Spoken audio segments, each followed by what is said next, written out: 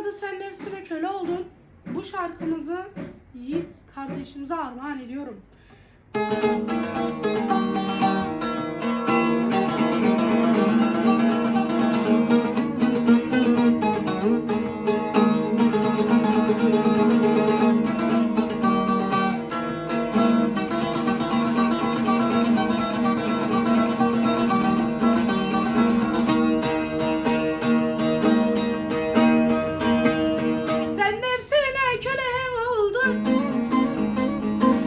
Artık bana yaramazsın.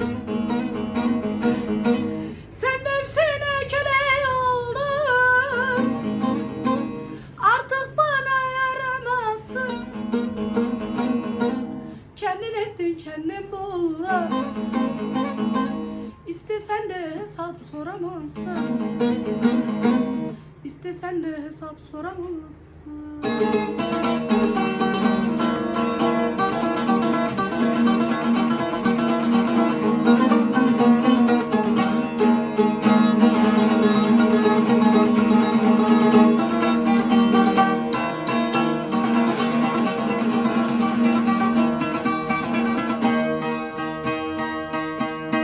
Hiç farkın yok şimdi yoktan. Ayrıldım ben nazlı yarıdan. Seni kalpten attım çoktan. İstesen de hesap soramazsın. Artık bana hesap soramazsın.